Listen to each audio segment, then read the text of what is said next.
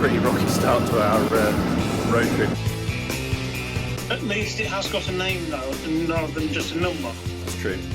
It has got a number as well. Oh, good.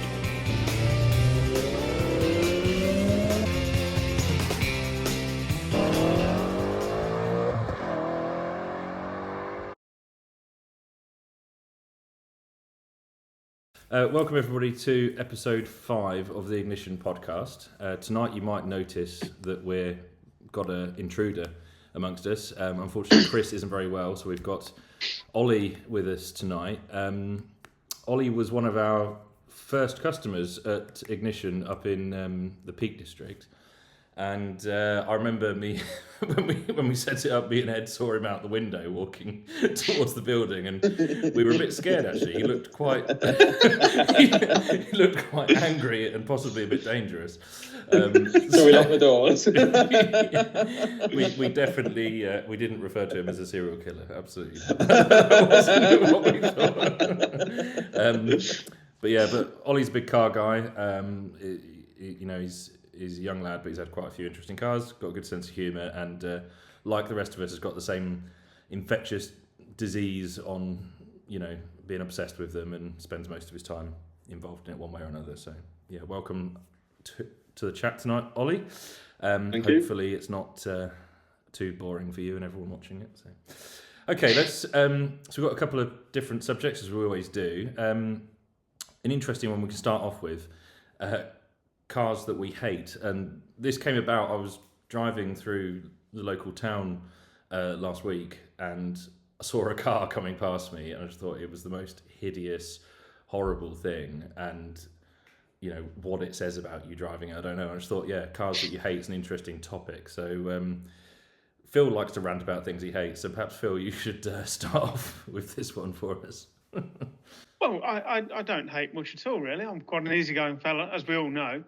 But I really don't like the idea of these so-called fast Fords, STs and RSs. And especially nowadays, you can buy an ST Fiesta, which is supposed to be, a sporty racing heritage car, and it's got an EcoBoost in it, or a 1.5 diesel. And it's just not sporty. It doesn't deserve the ST or the RS badge on it. The same with the Focus. It's, why is it allowed to have an ST badge when it's a diesel? It's just not right. So I hate any Ford that purports to be a fast race car or super hatch. Is it only the current ones? It's not the previous generation that were all petrols or whatever? No, it's the later ones. The ones that you can go and buy now, buy off the shelf, and the youngsters are buying, like the Fiesta ST, they're buying them thinking they're buying a sporty car, but it's just a car with a body kit on it. Just a standard, shopping car with a body kit on it and a crap engine. I don't know anything about the current range of cars, which says a lot, which we'll talk about later with new cars. But I believe that Ford stopped making them Fiesta, hasn't it? That's true, yeah. Well, they've just rebranded. They still do some sort of ST, I think. I'm not sure what it's called. They do, but what's that little SUV called? They make a little SUV. Yeah. Puma, yeah. No, I mean, that's monstrosity in itself, because the old Puma was the little sporty coupe thing, and they did that racing Puma, which was actually a really cool car. They've insulted some of their historic names, really, haven't they, with what they've done? Well, the Capri. Capri. The new Capri's awful, yeah. Yeah. I don't know how I saw a video Richard Hammond did the other week, and he tried to justify it because I think he was being sponsored by Ford in some way or another. But I mean, there's no argument for that. It's horrendous. Yeah. Okay. That's interesting. I mean, I think some of the older Ford stuff's quite. I mean, I think like the 90s things are massively overpriced. Who's paying $100,000 for a Sierra Cosworth or a Escort Cosworth? I think you'd be insane to do that. But I quite like Mark I Focus RS. I've always thought that was quite a cool car. Mm. Yeah, but then it lost its way, didn't it? When they started plopping little diesels in them and still calling it the RS. I don't think you could ever get a diesel RS. I would be quite. No, it's a diesel ST. Is it? Yes. Yeah. Yes. Silly twat. Good. Okay. Ed, have you got what cars do you hate? I've chosen some specific cars rather than just a generalisation of a whole movement of cars. So the first one I wanted to talk about was a JQ7, which is a sort of Chinese fake Range Rover Evoque, I suppose is probably the best way to describe it. It's Is that thing that it's gross. Johnny Smith did Is that a the one video that caused the controversy? Yeah. I think it might be, yeah. The next one is a SsangYong Rodius. I'm not sure if you all know what they are, but it looks like it's a sort of people carrier built car, which looks like it's got a dormer window sort of wedged onto the back of it. I think it's probably the grossest looking car I've ever seen. Next one's Rolls-Royce Cullinghams, or Colour, I don't know whatever they're called. I think they look like a bad London taxi, which is about 350 grand. So horrendous car in my mind. And the final one is any form of Hummer in the UK. Unless you fight the Taliban in Afghanistan, I don't think there's any requirement for a Hummer H1 in London or Birmingham or anywhere else. So that's me. Taliban in London aren't allowed it then, no. No. We need to stay in the deserts. I think it's, yeah. Okay. So, I mean, three of those, well, two of them were Chinese, aren't they? The first two. And then... I think Chinese and Korean, maybe. I don't know where SsangYong are. I'm assuming they're Chinese. It might be Korean. And then the Rolls-Royce Cullinan was clearly designed for Chinese market, wasn't it? I think. Do we all? Yeah, true. It's such an ugly thing, isn't it? That's not what a Rolls-Royce should look like. And then the Hummer was designed to go to China. I don't know. Probably not. Middle East. Interesting. I don't disagree with any of those. I think they're probably all reasonable. So Ollie, how about you? Have you got a particular car that you hate? So I'm going to go back for a generalisation. I love a generalisation, as you know. And it's probably going to be quite a predictable answer from me for you guys, to be fair. And that type of car is the performance SUV. So things like your Lamborghini Uruses, BMW XM, Mercedes G, GLE, GLS, GLABC, AMG, whatever they make now. I don't even know what they make now. But yeah, I mean, just aside from being vulgar and in your face and just generally horrific, I just don't really get that concept. They're no good as performance vehicles because you've got something with a centre of gravity that's about 1.5 meters off the ground, and they weigh 2.5 tons. But then they're also no good off road really because you've got massive alloys, you've got skinny tyres, road tyres. They always seem to have really stiff anti-roll bars to try and stop them inevitably just rolling because they're so high off the ground. Just fighting physics the whole time, aren't they? Yeah, they just make no sense to me at all. I just really don't get it. So is the Bentley Bentayga acceptable? Because you didn't mention that one. I'd say that's a lesser offender. I think it's less on the performance end, but not my favourite car. The Cullinan, like Ed mentioned. I mean, that's kind of awful in its own way, isn't it? It's just... It sort of falls into its own category. It's just, horrible. Ed's frozen on my screen. Is he frozen on all? He has on mine. Yeah, Ed's actually had a stroke. It would appear. He's just. I think I had more than that the other night. No, you're not back. You're just. There we go. Ed's back, but you've swapped locations. But I prefer him down there. For the magic of editing, nobody will even know, will they? Good. Okay, yeah. So performance SUVs, I agree with you. It's a frustrating one. I don't know if you noticed at the Ignition events, we don't generally admit 4x4s because it's supposed to be a sports car event. But people who come in, sort of, Phil deals them on the gate, don't you? And they always don't like it very much when they get sent into the overflow. No. But they've got off-road cars. They can go and park over the road, out the way. I mean, if they want to do an event for performance SUVs, they can go and do that somewhere. Totally fine with them. That's not what we're doing, is it? So the benefit we've got with Ignition is it's not really a business; it's a hobby, and we can kind of do what we want with it. It's not really so much about making money; it's about putting an event on we want. And I do feel like if you've got a line of like cool classic cars or performance cars or whatever, then there's a massive SUV in the middle of it. It kind of ruins the photo a bit. But It looks like a supermarket if you've got a big SUV there. it does, yeah. Yeah. They're funny things as well because they are phenomenally fast, aren't they? But the size of them kind of hides it quite a lot, and you just need such massive brakes and massive tyres and everything to make up for how huge it is. It just, I totally buy into the idea of something like a Range Rover where you've got this luxury, massive thing you can put everything in, and then a sports car. They shouldn't be one vehicle, should they? Yeah, agreed. Yeah. Well, Maybe the massiveness is to make up for shortcomings in their personal stature. Possibly. Couldn't possibly comment. I thought you said that's what 911s were for, Phil. You've even got a t-shirt. Me and Ollie both drive 4Cs, that's all we're saying. Very alphabet. Yeah, so, I mean, my car hatred of choice actually aligns with Ollie's quite well, and it was a BMW XM.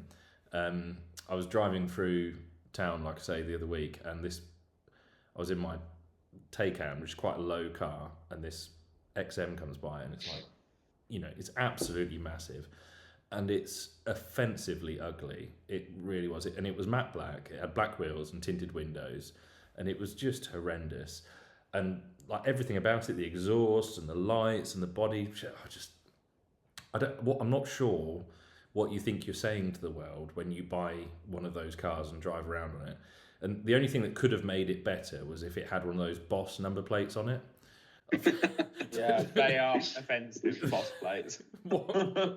I mean, it's just an announcement to the world that you're a massive twat if you put that on your car, isn't it? I mean, there's no nice way of putting that. It just Can we ban those from ignition as well? Anyone with a Boss plate? I think so. I mean, to drive a car around like that with a Boss number plate on, man, that's an interesting take on that. Have you seen how expensive those XMs are? Yeah, they're like 150 grand, aren't they? Absolutely ridiculous. What I find annoying about it is it's basically an M-only vehicle. They don't just do the X or whatever. I mean, I think they do an electric variant of it. But in terms of petrol guys, it's an M-only. So, BMW Motorsport, there's nothing Motorsport about that at all. And the only other BMW I could think of that had an M-only type of car was the M1.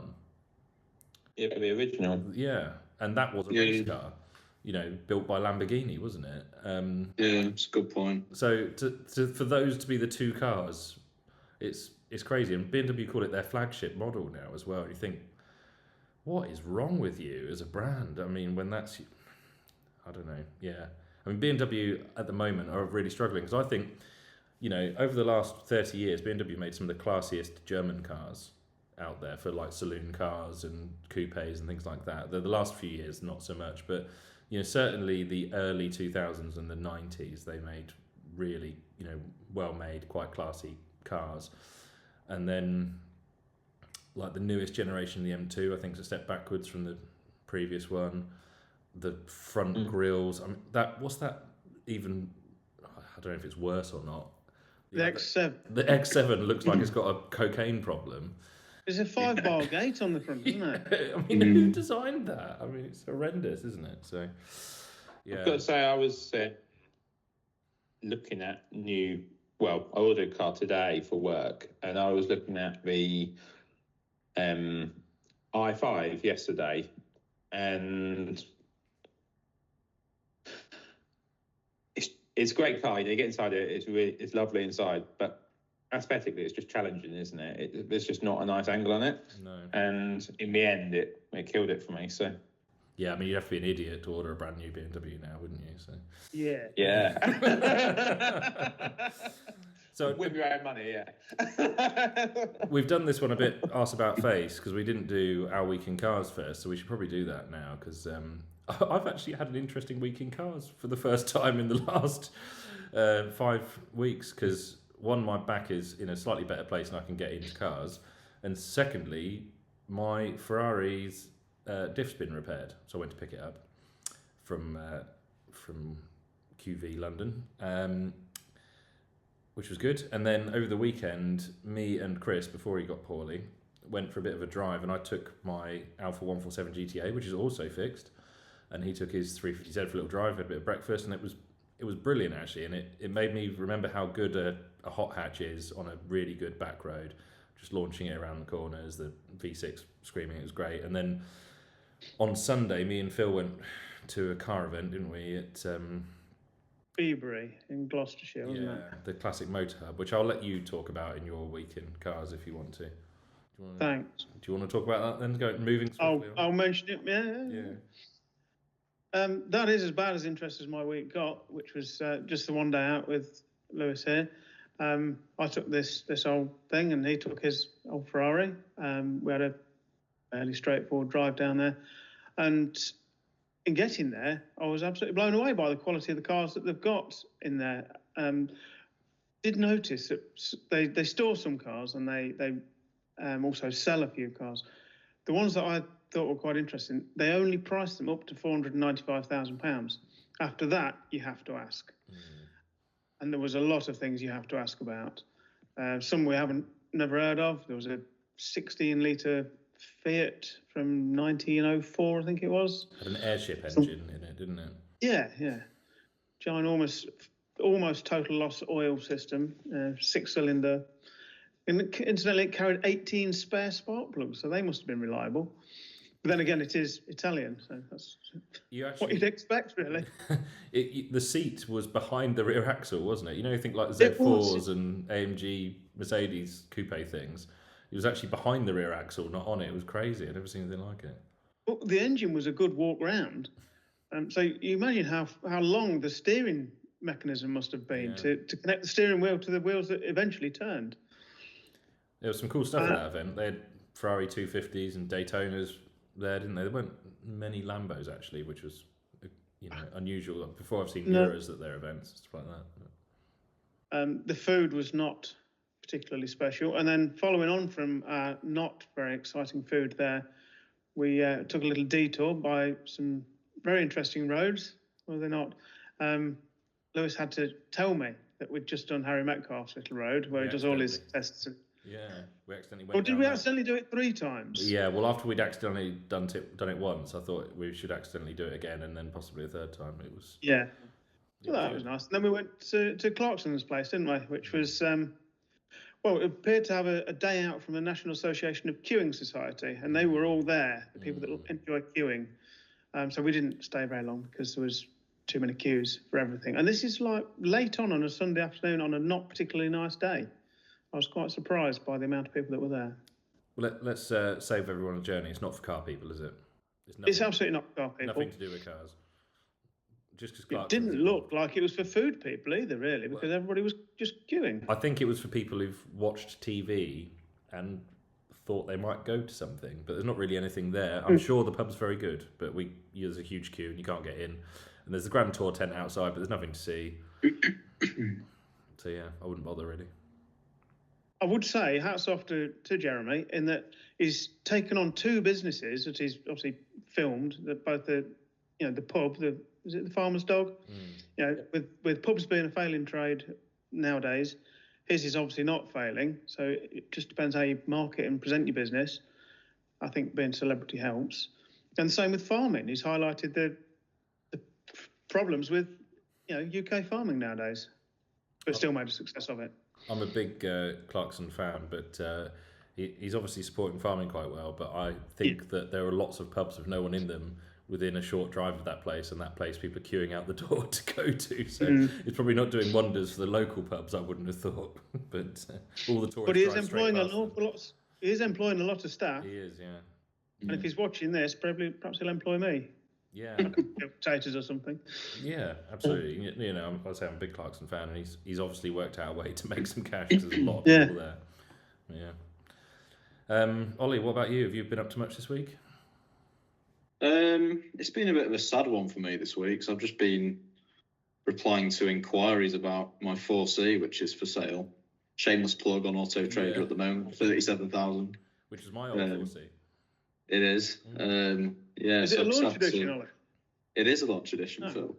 Yeah, the best kind. and it has the right colour wheels as well. And has it had a clutch and a gearbox cog replaced? Yes. And a full service history with Alpha Workshop? Yes. Oh, And remaps within an inch of its life. Yes. And hasn't it had all the Alpha Works suspension stuff done as well? Yes. Sounds good. I'm surprised it's not sold straight What a great away. opportunity. Yeah. Has it also been thrashed around the Peak District but within an inch of its life? By all of us at different times. No. Two careful owners at least. Yeah. But yeah, sad to see that go. It's not got an immediate replacement plan, so that's a bit of a shame. It's always a bit of a bittersweet moment, I think, when you're changing cars, but I feel like I'm sort of getting rid and not planning to go on to anything else, which is a bit rubbish. A bitter moment then. Yeah. You can hire my 4C if you need to at any point in time. You're feeling like you're missing it. Once you've recovered from financial loss of buying his last one. Yeah, you can buy this one off me as well. Good. And Ed, you've not really done anything in cars, have you? You haven't bought two or anything last week? Or?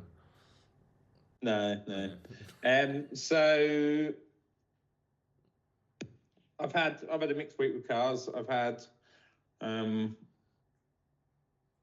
level of dramas with all my cars this week. I set off to come to your house on Saturday in Corrado and had to return home because of electrical gremlins which have reoccurred. So then drove to yours in my electric car, unfortunately. But as part of our what did you call it, Lewis? It wasn't a boys' night, was it? It was a man evening.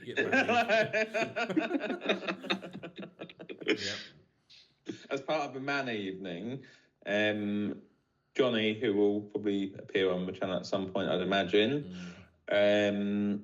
is selling a Honda S2000. So, which I was interested in, sort of a relatively cheap sort of roadster, a bit of a competitor to your box to fill, and I was blown away by it. Between 6,000 and 9,000 RPM, when it came into VTEC, it was, I thought it was phenomenal. And I actually got Lewis to swap seats for myself so that I could experience from a passenger seat, because obviously roads that Lewis knew better than me.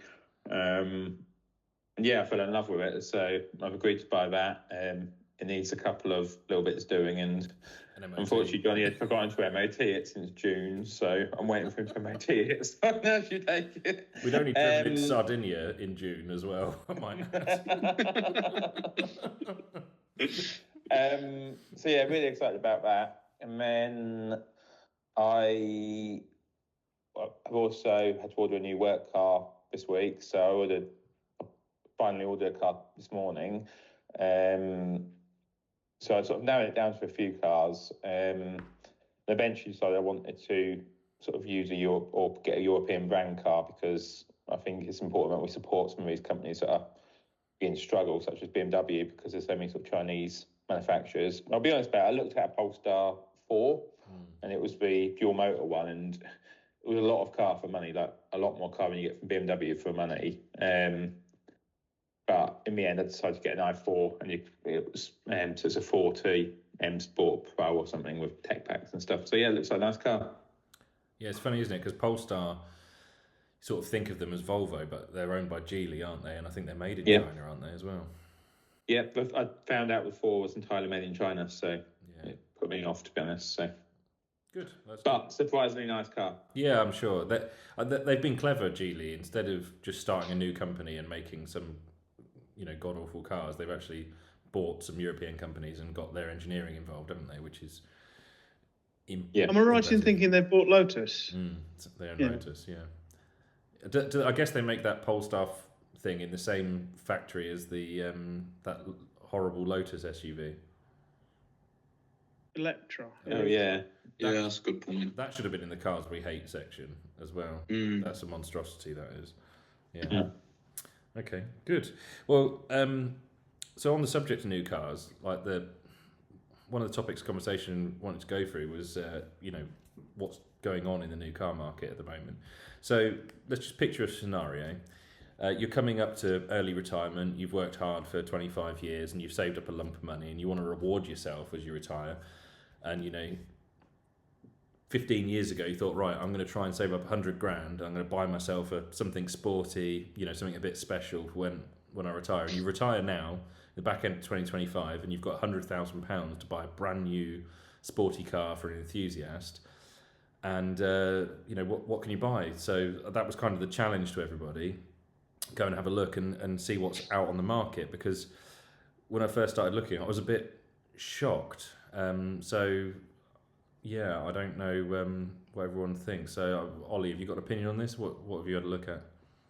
Yeah, I have to say it wasn't an easy thing to come up with an answer for. The one that kind of jumps out to me is the A110, the Alpine. Kind of cheated a little bit, went for the R, which does tip the scales over 100 grand slightly.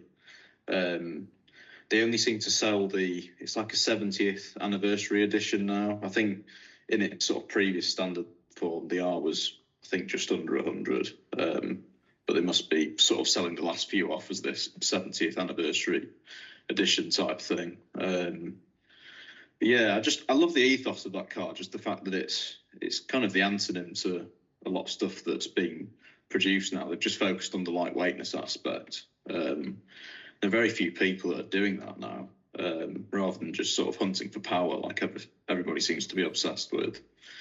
I've not driven one, not even one of the standard ones, but they seem to be very highly regarded by everybody that drives them. I do like the carbon bits you get on the R's, like the carbon wheels and stuff like that. That's a pretty cool thing to have on a car that's that price. I was watching a video actually of Misha driving one on the Nürburgring, and this video of the lap that he does, it's just so composed. It's just not phased at all, and it's just smooth and it's fast, and it just looks like such a machine. Can you see yourself and it's got having one? Yeah, I think so. Yeah, it's got like quirkiness to it as well that I like. It's a bit different. It doesn't really look like anything else. It's got the kind of that kind of relation with the original car, which is cool. But I have to say there weren't many others that jumped out at me like that one. It's a hard place, 100 grand for a new car now, isn't it? The point of this sort of conversation point was that 15, 20 years ago, if you were to spend £100,000 on a sports car, you could nearly get yourself into a Ferrari. You were getting into some really nice stuff, and it'd feel like you've got something really substantial for your money, and that's not so easy now. Like 100 grand doesn't buy you a lot. It's a bit depressing. What about you, Ed? What did you find anything? The very first car I wrote down was an Alpine A110. Yeah. They start at, I think, 55 grand, which in the current climate seems like a bargain, really. I'm with Ollie on that. I did write down a couple of things. BMW M2. I agree with earlier comments today that the previous M2 was a better car, and the 1M before that I thought was cool as well. So, unfortunately, I think they've sort of got less good over the recent past. Specifically, and then I think you're targeting more. Specifically, a 2020 M2 competition. That was the low point, was it? Yeah, it wasn't great, was it? Especially always modified ones.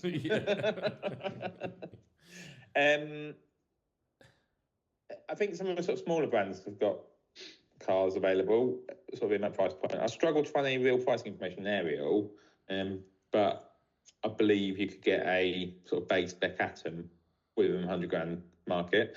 Obviously, the problem with an Atom is it's very unusable most of the time. Like, I feel like it's a car that you could use a few days a year and it'd be amazing. The rest of the time it'd be in a garage somewhere. It's a motorbike with four wheels, isn't it? I guess where you got a few Atom.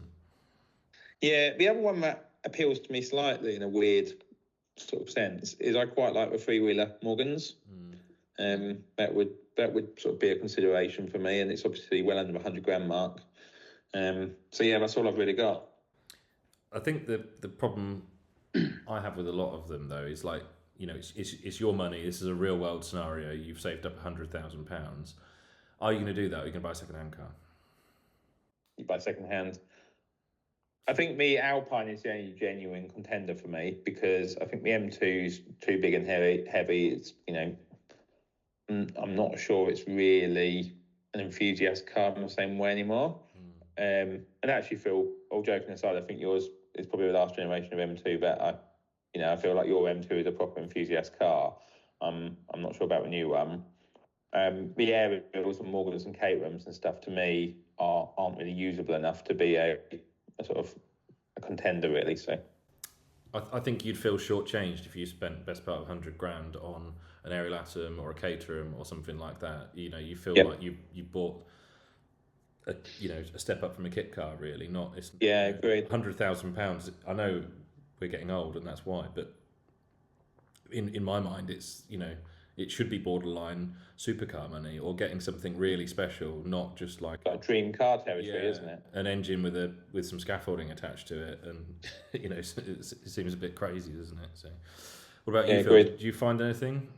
I did. I found exactly the same car as the other two, the Alpine A110R. And then, as I stole all the glory, I'll go for my second choice. And as we have mentioned earlier, I do own a current, well, not current, an older M2 competition. And based on the ownership of that, I probably would go and buy a new M2. I have driven them. I do like them. And I know that they're about 200 kilos heavier than the F87, which is the model I have. But they're no slower, and I do think the ride is better than in mine. Even though I've made my ride better than the standard M2 competition, I think the G87 is better still. It just seems it's like the car doesn't twist at all. A bit like your 2's 4C. There's no twist in that at all, is there? In the body, you can feel it in some cars. You don't feel it in the M2. So I think for my 70 or 80,000, I'd buy the M2. Well, it's interesting. So I did a bit of research earlier today, and I'll give you a bit of a summary of what I found. So, you know, £100,000, you've retired, you've saved up for 10 years or whatever to get this chunk of money. You want something substantial for it. So you're thinking, right, Porsche. You know, that's probably where a lot of people's go-to would be. There's not a current Porsche sports car that you can buy new for under 100,000, which I thought was quite shocking. They're not currently taking orders for Cayman and Boxsters. I think they've got a problem with there, because they developed a new one that was going to be all electric, and then they backtracked on it, and now they've got to redevelop it to have a petrol engine in it, and I don't know how long that's going to take. I can't imagine it's an overnight job to do that. Unless they sort of engineered it in the back door, thinking that it might have to go back one day, maybe, I don't know. But if they've stopped production of the old ones and they haven't got the new ones out yet, and Porsche have got this problem with fleet emissions average, haven't they, as well? They've got to achieve under a certain level across the fleet, so they've got to sell like 3 Taycans for every petrol sports car they sell, and nobody's buying Taycans because of what they've dumped in value, like on the second-hand market. So I don't know whether the new electric Macan is helping. I've seen a few on the road, but I've not seen loads. So I don't think I've seen one electric Macan on the road yet. I've seen a few in London, I suppose, and that's probably where the problem with the Macans is they start at 70 grand, which sounds quite reasonable when you look at what else is available. 70 grand. The 70 grand Macan is terrible, and if you actually go into a Porsche dealership and have a look, the Macan that I actually looked at was something like 130 grand. And you think, well, it's nearly twice the price. And I went on to the Porsche, like design your car type, configurator type thing, and looked at what a Macan looks like for 70 grand. And it's embarrassing. Like, you'd be embarrassed to drive it because everyone would know that you'd just completely skimped on it. So, yeah, Porsche have they've always been so tight with options, haven't they, Porsche? It's just, yeah. I've got a second-hand Taycan, and it was like over 100 grand. It's got nothing on it. It's got heated seats, and that's about it. So I was shocked how low a spec they come, even for quite an expensive car. But so yeah, you basically can't buy a Porsche. 911 range starts at 103,000, so that's already over the 100k for the absolute bottom end. And you're never just going to buy you're going to put some options on it, aren't you? You're going to choose a paint color at least and some wheels or whatever. Toyota don't currently sell a GR. You can't order a new GR product. They might have some pre-built cars or pre-registered cars kicking around, but you can't order a new Supra, GR86 or GR Yaris at the minute, which is not good. Honda don't sell a single Type R product in the UK at the moment. BMW, as you talked about, M2 is around the 70 grand mark. You can get an M3 for 90 or an M4 for about 95. Z4 40M is an interesting one. They start about 60, but it's not even a real M. Like the old Z4M, that was a proper M3 engined car. This is not. Alfa Romeo don't make anything at the moment. There's no Quadrifolios or anything like that because they've stopped production on the Giulia. I think they're going to bring another one out on the next generation, but at one point they said they were going to be all electric. So I don't think that's the case anymore, but it'd be interesting to see what they do there. Ford, I couldn't really find anything. You can buy a Mustang Dark Horse. I don't know what that is, but it's 70 grand, which sounds like a lot for a Mustang. Lotus would seem to be an obvious one, but a V6 manual Emira is now over 100,000, which I'm shocked by. Can't believe that, because I can't remember what year it was when they launched that. Was it 21? I was at Goodwood Festival of Speed when they launched it and put a deposit down on them because they told us it was going to be £58,000, and I think they said it was going to be 7,000 extra for a V6 manual, so 65k was what we were expecting to pay. And when it actually came out, I don't think you could buy one for less than 80. And now they're 103, which is crazy. You can get a 4-cylinder one for 85. You mentioned the Morgan freewheeler, didn't you, Ed? Yeah, I did, yeah. I think, personally, I'd feel shortchanged spending a big chunk of money on that. It wouldn't feel like a real car. I thought maybe a Morgan Super Sport, I could maybe argue that new one they brought out, but they're over 100,000. Yeah. So you can't get one of those either. Jag obviously not doing anything interesting. I mean, an F-Type would have been the obvious answer. They're not doing anything, are they? No. They don't sell any cars at the moment, do they they? don't. Like, It's good there's nothing strategy. you can buy. No, there's no. I think I read that it's a way of making no losses. If you just don't make any cars, you're not losing any money either. So I think they're they are actually better than losing we were. lots of money. With their marketing campaigns. Yeah, I think you can buy like a pre-registered or pre-built. What's that electric horrible thing? iPace. Yeah. Someone I know just bought one. It's about 10 years out of date, isn't it? It is, yeah. Someone I know just bought one brand new for like 30,000 off list price. So it's quite good value if you wanted to buy like a fleet of company cars or something like that. I know, all those electric cabs, those self-driving cabs in California, they're all those Jags, and they've obviously bought like 100 of them or something for next to nothing. But yeah, I feel like an F-Type should be is the perfect sub 100. You'd feel quite special if you bought one of those brand new, I think, and spec'd it up and everything. But obviously it made sense to stop making them. Nissan don't sell anything sporty in the UK. I know they do that 400Z in Japan, and I was surprised. In Japan, they're £29,000. The exchange rate is for a Nissan 400Z turbo V6. That's ridiculous. It is. So with import duties and everything like that, you could get one in the UK for under 50. I'm surprised we haven't seen more of those over here, Me to too. be honest, given that figure.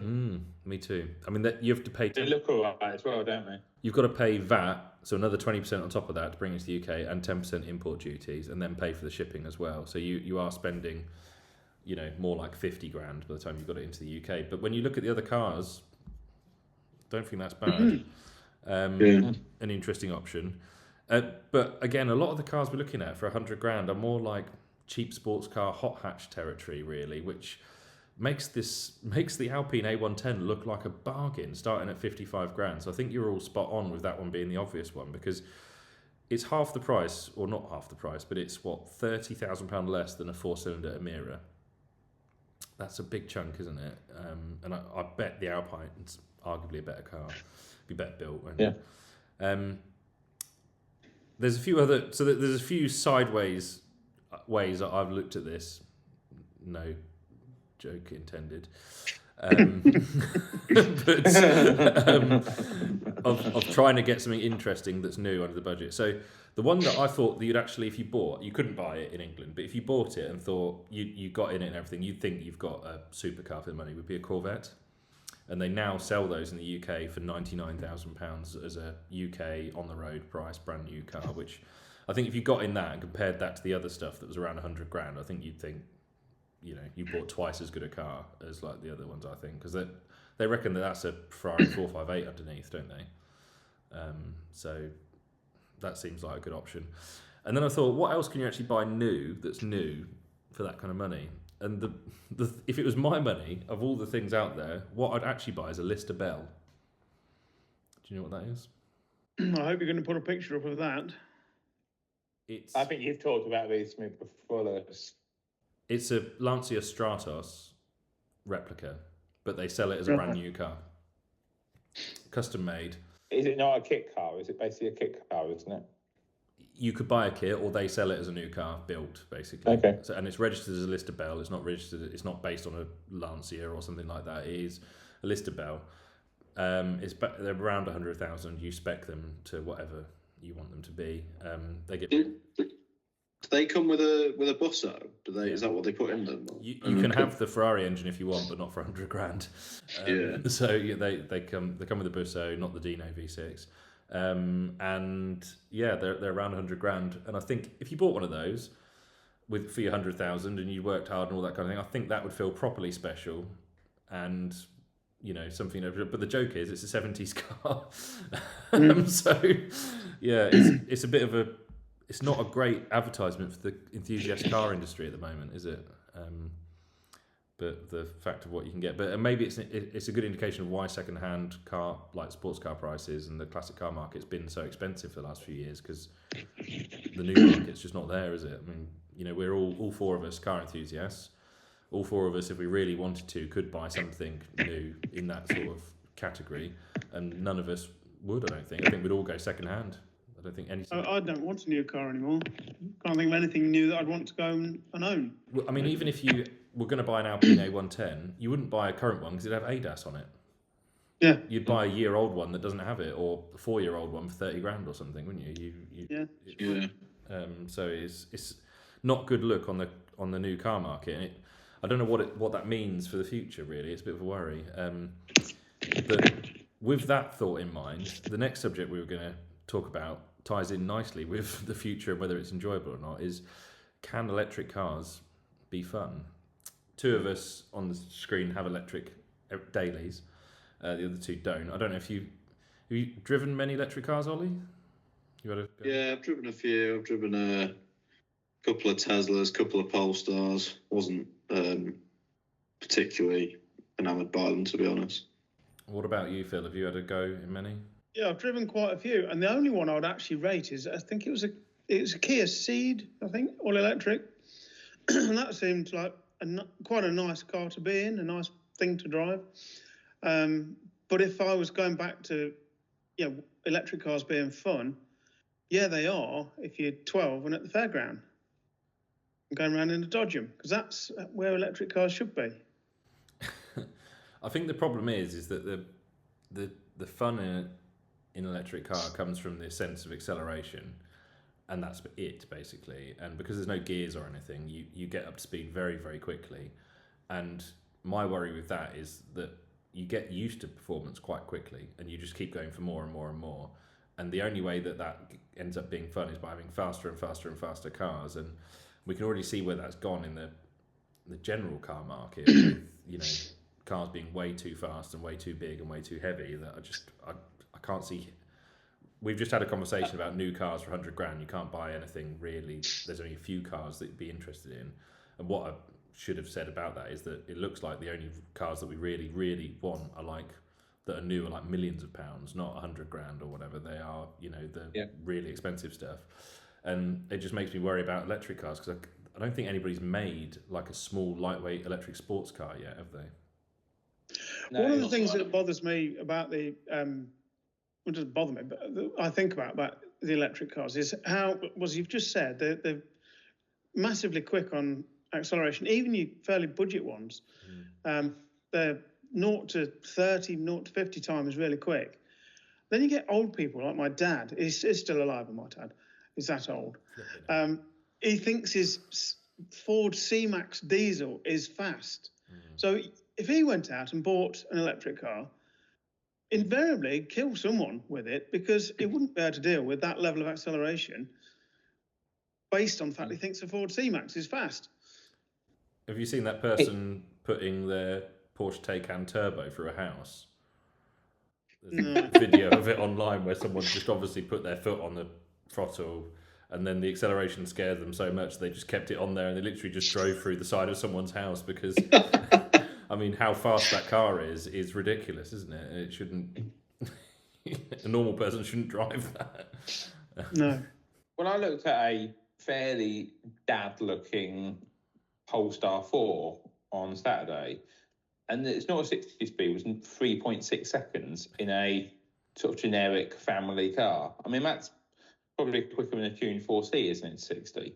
Yeah. In reality, but the reality is everything else isn't set up for a speed, is it? Like in a 4C, you could gather your speed and the car can cope with it. Well, you feel it. I don't believe a Polestar 4, if you stick it down the right road, you can get up to speed, but is it going to contain it? I'm not convinced it is. So big 2.5-ton SUV, isn't it? So, yeah. And they take some stopping as well, don't they? Weirdly, go on, sorry. No, I was just saying something that size with all the weight of the batteries and everything. It must need better, more efficient brakes than an equivalent petrol car, I would have thought. Well, they do a mix. You've got the regen, haven't you? Regen and brakes. Weirdly, they reckon like brakes on electric cars don't wear out, do they? Because they're mostly regenning. When I bought the Taycan, I've got an electric car which I've had since new. It's on over 50,000 miles, and it's not even had pads. Yeah, that's quite good. The only manufacturer I'm aware of that's made like a little sports car at the moment, weirdly, is MG of all people. Yeah, that's thing. And there's one in Stamford that I see driving around quite a lot in a cream colour with a red roof, and it actually looks quite nice.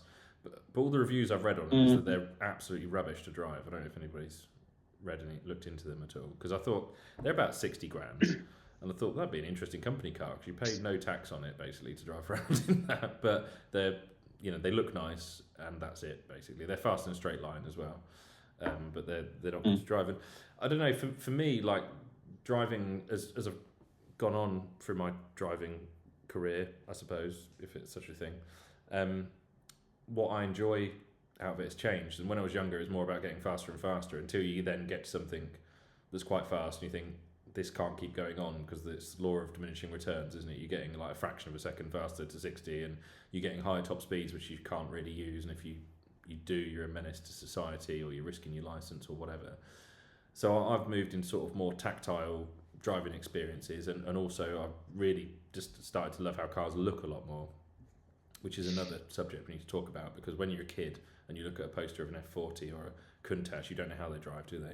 So it's interesting how much looks do play a factor into our enjoyment of cars, even if we don't want to admit it. But nobody really makes attractive or beautiful electric cars, do they either? No, not at all.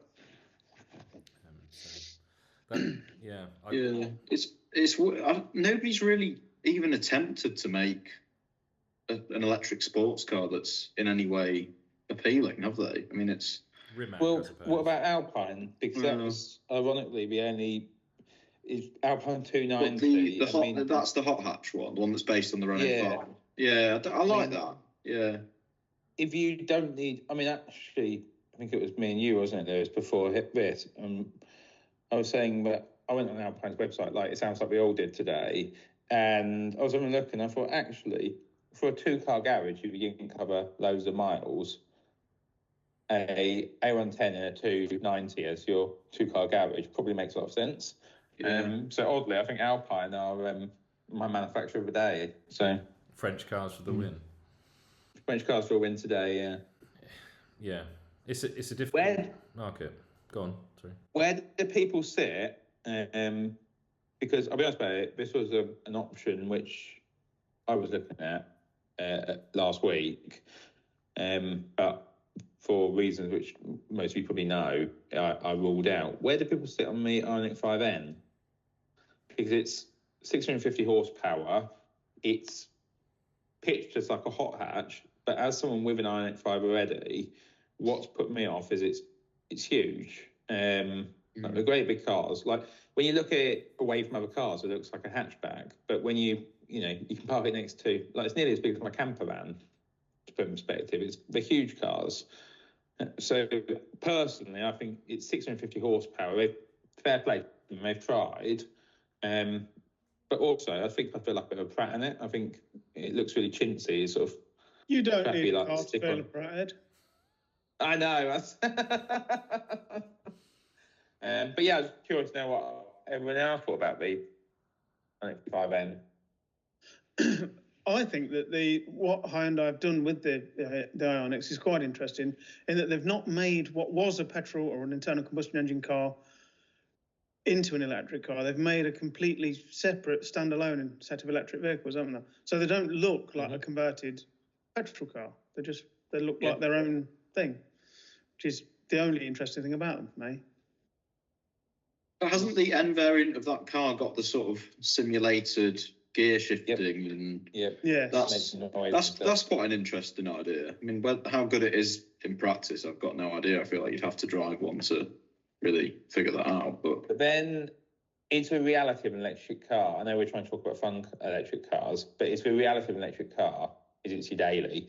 I mean, this is the conclusion I've come to, is I just want a comfortable daily, which I've travelled to Scotland quite a lot for work, and I just want a car which I can get in at 8 o'clock at night and get to Scotland at whatever time, midnight or whatever, on one charge. And the reality is you drive it quite slowly because you know it's more efficient and ultimately it's quicker than stopping to charge. I mean, Lewis, you probably experienced this. Driving it, if you're going a long way, you're not going to sit at 80, 90 mile an hour, are you? Because it actually takes longer than driving it 70.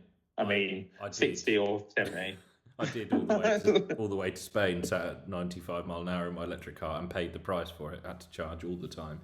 And you're right. I got this Taycan. I was speaking to a few people at the time when I got it, and one of the guys I was speaking to was like, "Oh, why did you get a Taycan? Because for the money you could get a faster whatever." And I was like, "Who cares how fast your everyday car is? Like what I liked about the Taycan was it felt like a normal car inside. It's got Porsche build quality and felt like a Porsche inside rather than most modern electric cars have got like an iPad in the middle or something. They just feel terrible and they're vegan leather and all that kind of thing. This actually, felt like a quality product, but I literally couldn't care how fast it is. It's got air suspension and it's because there's, incredibly smooth set off, no clutch engagement or anything like that. That's kind of what I like about it, but I've not bought it because it's got Porsche driving dynamics or performance. I literally couldn't give a crap about that. That's how I feel about electric cars. I think I would go for the most luxurious and comfortable thing you can and enjoy the silence and the smoothness and the luxury from the engine like you would get from a V12 with a great auto originally. I'm not sure how a fun car ties in with that kind of drivetrain so much, but it's what you said, Ollie, is what I found intriguing about the N. I'd like to have a go in one with a simulated gearbox and the engine noises. Do you think you'd feel a bit of a knob with the pretend engine noises? Well, this is why I didn't order it again, because I think I'd just feel like a bit of an idiot. I think, you're right, it'd be interesting for a day, but when you're stuck in a bright blue car where you feel like a bit of an idiot. Do you think on your drive home, though, you've done the motorway section and you've got to cut across the Peak District to get home, and you get on some twisty roads, do you think you switch it into that manual mode with the fake engine noises and have the time of your life across the Peak District, or do you just keep cruising normal? I mean, I think I'm the same with Stu Lewis in the fact that you use your electric car during the week and then you want something completely different to use at a weekend. And, for example, that S2000, for me, the truth is it's slower even than my Ioniq 5 in real life. But, it's got a really snappy little gearbox. You're revving the nuts off it. And, you might not be going quickly, but who cares? You're engaged.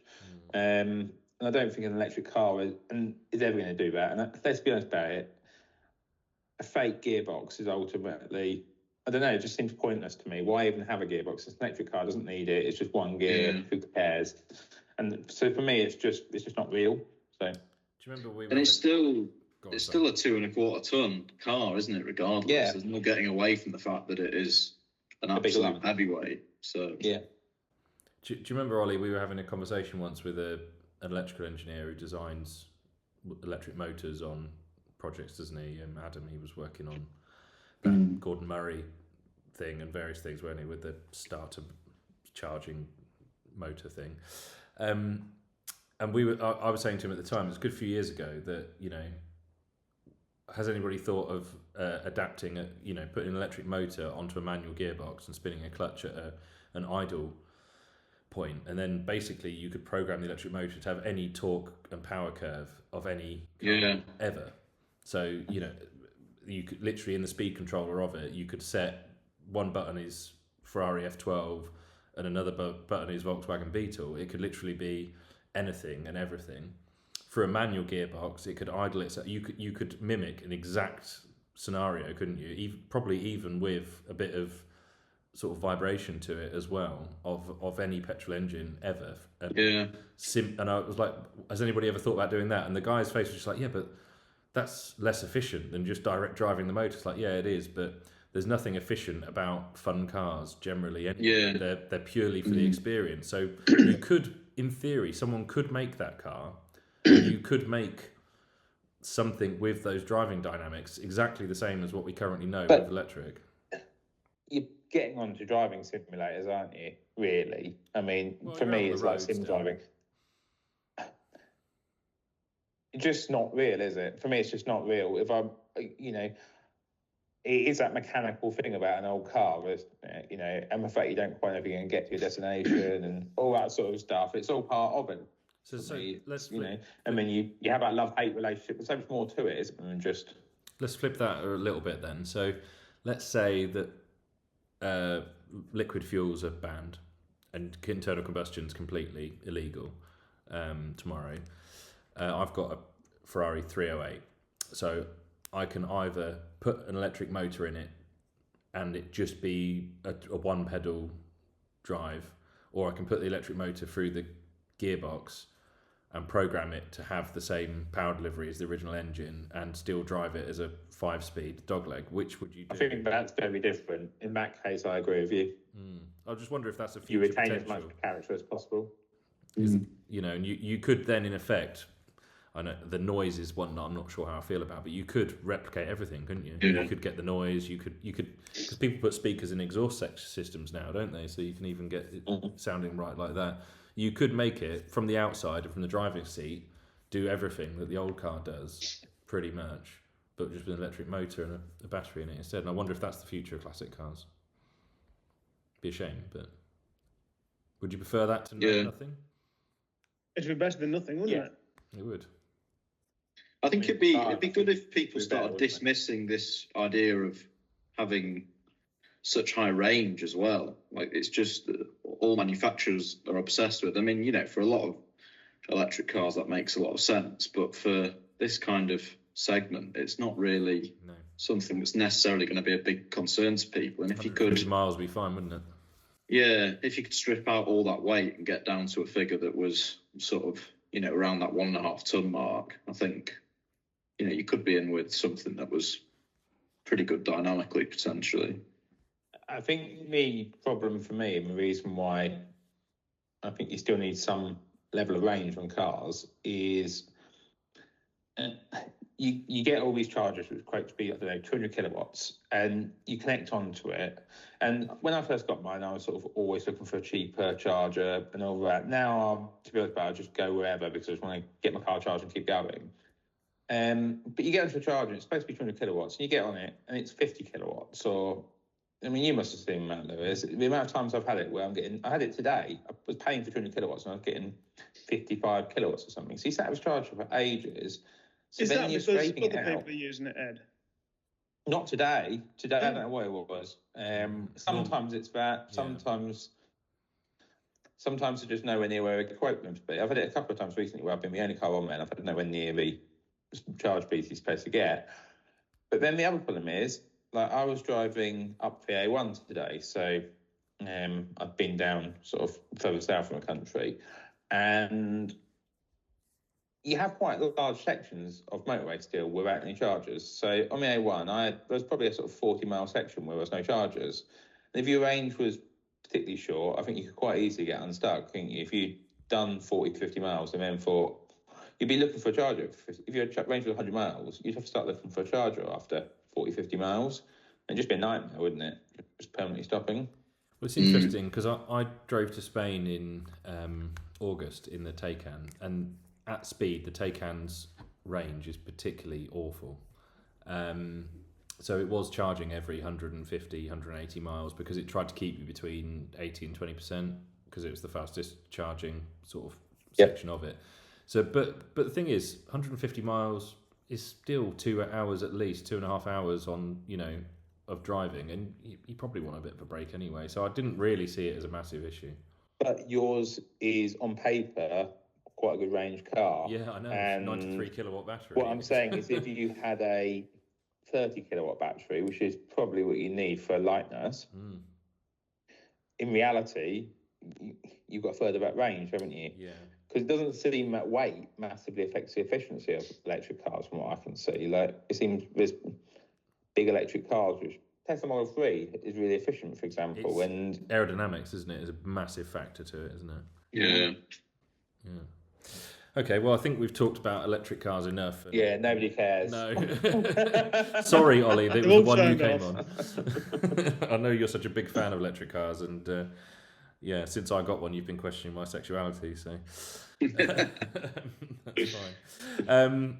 Okay, so fancy road trip. Now, poor old Chris, this was his one that he set us all, and he's not very well. So, but I've still got it here, so I'm just gonna find it, and we can use that. Now he's not made it easy for us. So,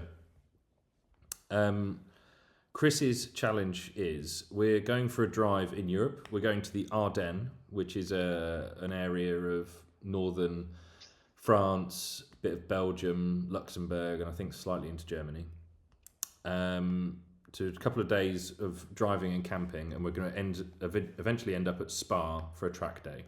So that's the trip we're doing. So, a bit of a jaunt, not too far, 3 hours from Calais, something like that. Me and Chris did actually go for that drive earlier this year.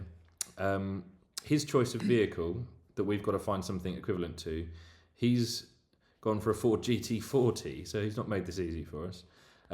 He says he fell in love with them early on, and then it was a life goal that he wanted to do, and he said it's all summed up in a photo which I'll put up now, which shows a Ford GT40 sort of with a camping setup merged into it. So it's very Chris, although no camper van in sight, we'll say. So the equivalent cars we've got to buy is something that will match and go along with it. It's got to have a suitable racing heritage and at least some kind of success in a category. I thought it was an interesting one because, what he's done is he's chosen a 60s supercar that was also a racing car, and like all of its competitors are in the multi-million-pound figure, so trying to find something similar is quite hard. And I think actually the Ford GT40 is probably the best value version of all of its competitors, really, if you try to think about something else in that range. So it's made it quite hard for us. Now, normally 3 of us play this game, but Ollie's along, and he wasn't one that chose the thing, so we broke it up a bit more. So rather than there being 25 to 50, 50 to 0 to 25, 25 to 50, 50 to 100, we broke the 50 to 100 into 2. So that's how it's going to go. So who's got the lowest budget for that? Ed, do you want to go first then? 25 grand, okay. GT40. 25 grand. I mean, I wasn't really going to find a GT40 rival, I'm afraid. So I thought about the challenge, so a road trip with camping. So I thought something fun, but sort of practical enough to go camping. Also thought, in truth, Chris has chosen a car with 0 practicality, so someone's going to carry his tent. Mm-hmm. So, and I'm imagining other people in the group are going to have the same problem, so I might end up being a tent carrier. With that in mind, I sort of thought I'd concentrate on something which would be fun at Spa and the race pedigree.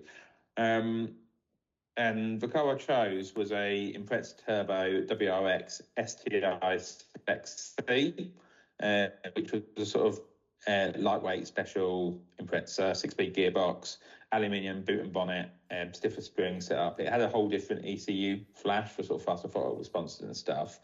Obviously, Imprezas have got massive racing successes. It won 3 driver titles, so 2 of the most well-known rally drivers of all time, Colin McRae and Richard Burns, both obviously drove Imprezas. And it won the manufacturing title 3 years in a row, so it won 95, 96, 97. So I think it's definitely got sort of credibility. And it was 24,995, so I was within my budget by £5, so I'm going to take that. And I think it'd be fun on track. Maybe not a GT40 rival, it might look a bit crap next to it, but I can take all your luggage. It's hard to find something in that budget, to be fair, for a 4GT40. So what year was that one? It's 2003. Okay, so that's post Group A rallying, isn't it? So it's not homologated, I guess. No, but it's the same year that of one of the driver titles. So the last driver title was actually in 2003. So it is the same year. So nice. I'd say that gives it some credibility. Okay, very good. 25 grand. Me. You're next, are you? Go ahead. Well, I wanted something with some racing heritage, so I bought a Lotus. 50 grand doesn't get you much of a new Lotus anymore, so I bought the Evora, which is an interesting car. It is fairly practical for the camping trip. I've got a 160 litre boot, albeit behind the engine, so everything that goes in there will be very hot and smelly, no doubt. I'm used to that. It's a V6 petrol, 400 horsepower manual, so it's going to have some poke around the track when we do get to Spa, and it'll be a very comfortable car for the road trip down to Luxembourg and getting into Belgium. For me, it seems to be an ideal car. It probably looked quite good next to the GT40 as well. It's mid-engined. I think it's mid-engine, 2-seater sports car. Modern. Yeah. Did they race Evoras? Was there an actual Evora? They haven't raced Evoras as such, but there is a Jim Clark tribute one. Oh, there we go. So I think that's got some racing heritage, isn't it? It comes with that is the GT4, so it is a race car, I suppose. Okay. Well, so I've had 50 to 75,000, and I was actually trying to see if I could answer 2 things with the same car today and go for a list of Bell again, but I couldn't find any for sale, which is interesting because I thought that potentially a Stratos would look quite good next to a GT40, but I couldn't find one. So I did a load of looking up to try and find something interesting. I thought about maybe like a Delta Integrale or something like that would be quite cool down the rally cars, but I really wanted to find something that looked like a GT40, had that sort of 60s race car, supercar vibe to it. So I've gone for something you may have not heard of before called a Gardner Douglas T70. And you're going to pick me up on this and say that it's not a real car because it's kind of a replica type kit car, but it's a car you can buy from Gardner Douglas, fully built and registered and everything. And it's a replica of a Lola T70, which was a 1960s Can-Am race car. Looks quite cool, and I've found one that I think was up for 80,000, but I've seen older adverts where they've expired now that were less than that, sort of around the 70 mark, and I think that gives you sort of the right kind of experience. And I don't know about you, but I've always fancied a Can-Am car. That they're always awesome at Goodwood, those things. And, Can you your camping equipment in this car? It depends what your definition of camping equipment is. It can go in my Impreza. It's quite warm in the Ardennes, depending on when we go. So you still got to have a tent because nobody wants to see you snoring naked in the woods. You know you do, Phil. You know you do. Quite a cool thing. I don't know much about the Lolas, but obviously they were quite successful back in the racing periods. Gardner Douglas. I mean, my reasoning as to why a kit or replica car is okay is that Chris isn't going to have bought a real GT40, is he? So that's going to be a replica as well. So that's my reasoning. What about you, Ollie? You had 75 to 100,000. What you bought? Yeah, so I was a bit last minute on this, I must admit. And the more I think about my choice, the less sense it seems to make. But yeah, sort of flicking through the classifieds fairly frantically, looking for something to jump out at me, and that thing was a 2010 Lamborghini Gallardo, but a Balboni edition car. And it just about crept in. I think it was 99,975 or something like that. So that was the edition that was done as a tribute to, I think, their chief test driver who Valentino. Retired around that time. Yeah. So the main difference compared to the standard car was it was rear wheel drive, and I think it was the first rear wheel drive Lamborghini since the Diablo SV. Yeah. Maybe early Diablos would have been. Yeah.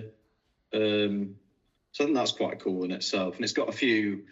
Most of them were manuals. The one that I found was a manual. They've got a few. Brand. That's good value. Yeah, I think so. They've got those.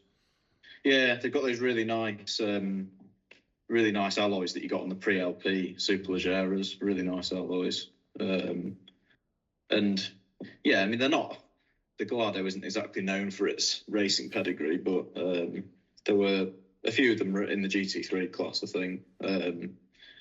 And yeah, one of the things that sealed the deal, actually, I was flicking through Google looking at some images, and I saw an image of one of the GT3 cars in Gulf livery going up the Eau Rouge on Spa, which is a really, really good photo. I'll try and get you to put it in in the video. But yeah, I saw that and I thought, that's appropriate considering the brief.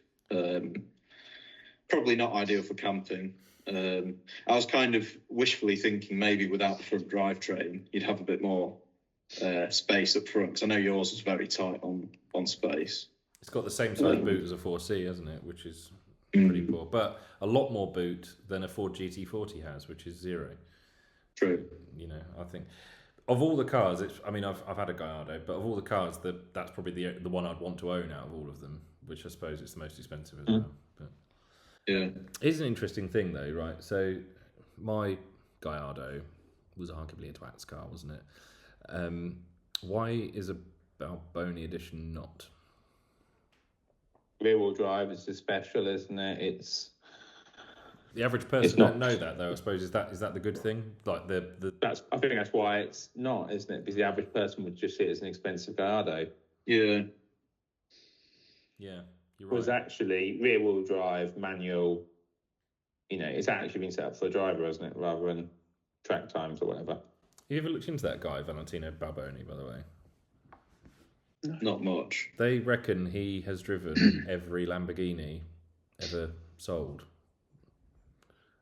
Ever sold? Up to, yeah, so basically he personally signed off every car, because you think they're not actually, it's not like they're shipping 1,000 cars a day out their factory.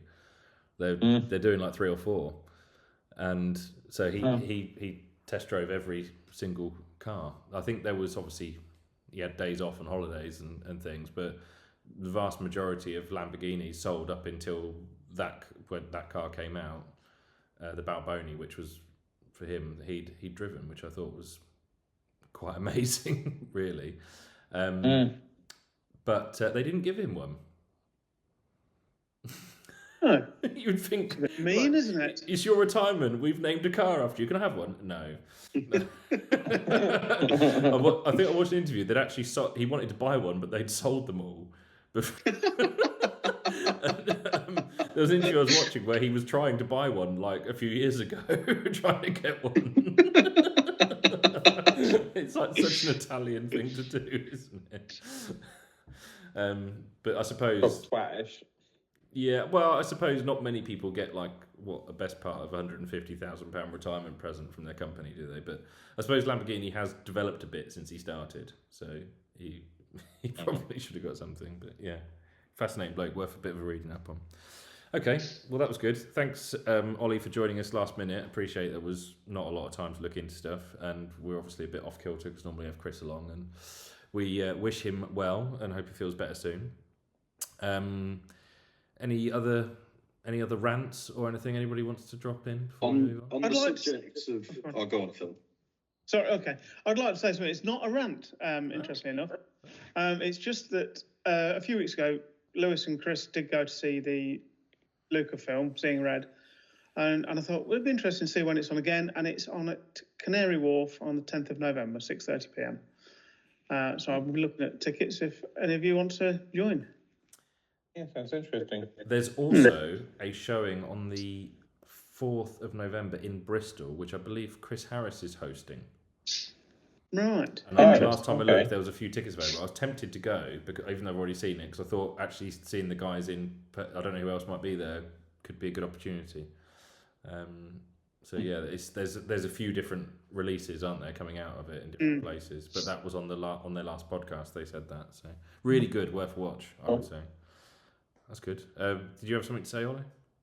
Yeah, just on the subject of Lamborghinis, one of the things that got me this week, I don't know if you've watched Harry Metcalf's video of some of the cars that he's selling. I just can't believe he's selling that Spada. No, me neither. I just think that is absolutely criminal. They're such a rare thing, especially in that kind of condition with the sunroof and everything else. I've watched so many videos of that car, like between his channel and Ian Tyrrell, the engine builder's channel. And... Engine builder / musician. Yeah. Beautiful voice, doesn't it? Yeah. I'm gonna. I don't think I've ever watched him again since seeing that. I really like Ian Tyrrell, but somebody needs to work with him. But they're like, no, Ian, don't sing again. Don't put the guitar down. I don't know what's going on there. Yeah. I'm gonna have to go to that. Auction event now and see that car. I've got to see that car. It's only Silverstone. I saw it at the Goodwood Lawn. It was on display at the Festival of Speed one year. And it was at that London Concours event as well one year. Yeah. That was that. But I agree with you. I'm a bit shocked at two of the cars he's selling, actually. I couldn't give a crap about that Land Rover or any of the motorbikes, really. But the Jag and the Espada seems strange. I mean, Ian Tyrrell rebuilt the engine on that Espada, and I think that engine rebuild built Ian Tyrrell's channel. Yeah, he should buy it probably from that. But it's such a cool car. He only did a video on it a few weeks ago, which I think was well placed marketing, possibly. But it's like a 4-seater GT car that's fun to drive, sounds great, it's got good air conditioning. I mean, it sounds brilliant, doesn't it? Carburetors on a Miura V12. I mean, he also said that Mrs. M liked it. Maybe that's why he's getting rid of it, so he doesn't have to take her out with him. Maybe. And that Jag as well. He's done a great job of it. Yeah, that's gonna be a bargain, isn't it? Because someone's gonna buy that for half what it's cost him to do. Yeah, it's the cars he spent an awful lot of money getting to the condition that they are that he's getting rid of, isn't it? I suppose from a content point of view, he's done his content with him, hasn't he?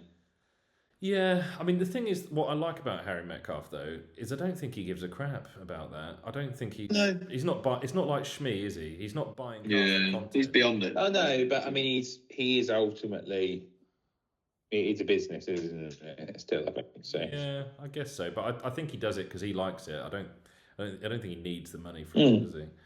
Although farming's probably not doing as well as it used to. But, okay, any other rants of you or anything, Ed? I don't think so. No, I've spoken enough this week. So, all good. Well, I'll say thanks everyone for joining us. Hopefully, you guys who've listened to it have enjoyed it as well this week, and enjoyed having Ollie along as a guest. Maybe have me along again in the future, as long as he hasn't offended anyone too much. Which I think we've managed to avoid that tonight. So if you've enjoyed it, please... We can do an Ollie uncut special. Yeah. Pay per view. Only fans. Yeah. But no, if you enjoyed, please like and leave a comment if you can. Subscribe, that would be great as well. And we'll see you all next week. Thank you very much. Thank you. Good night. Cheers. Cheers, guys.